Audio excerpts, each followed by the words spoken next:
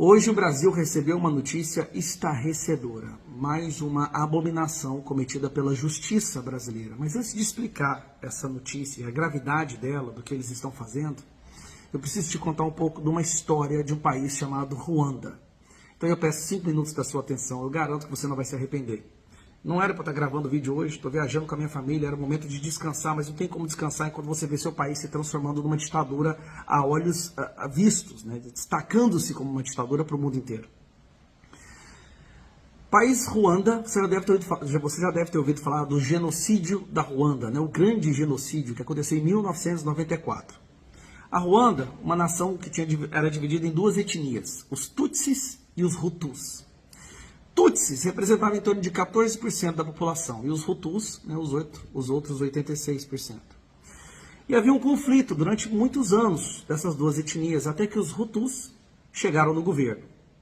E os Hutus, depois de chegarem no governo, começaram a fazer um censo, identificar todos os Tutsis que haviam no país. Eles começaram a identificar e fizeram uma lista com endereço, idade, nome e profissão de todos os Tutsis, né, que era da etnia inimiga deles, do país inteiro. Eles alegavam que era apenas um censo, para saber a porcentagem de cada etnia, para poder protegê-los.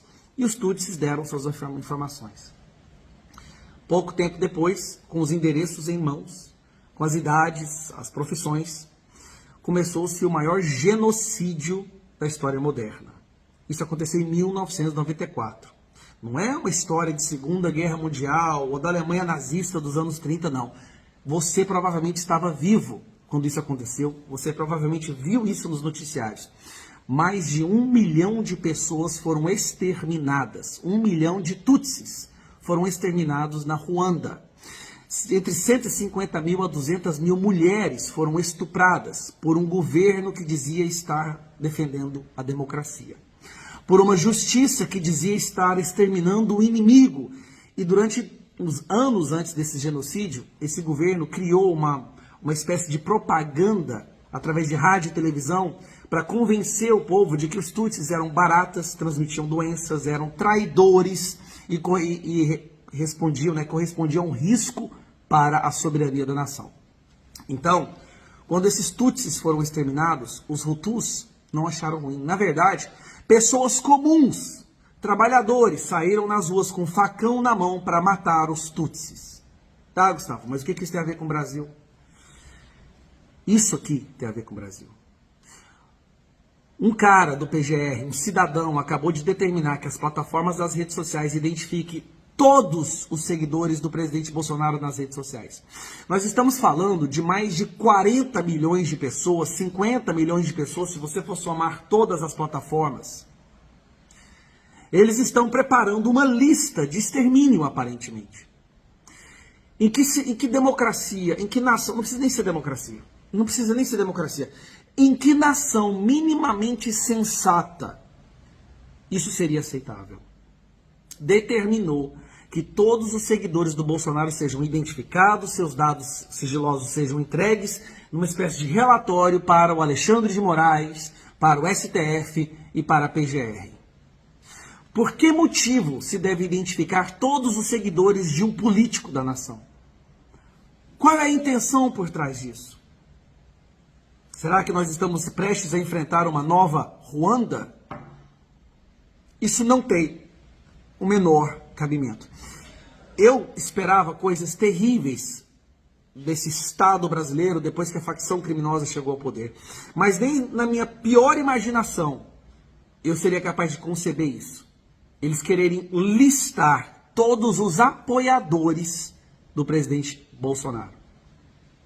Isso é extremamente perigoso. Já passou longe de sequer tentar falsear-se como uma democracia.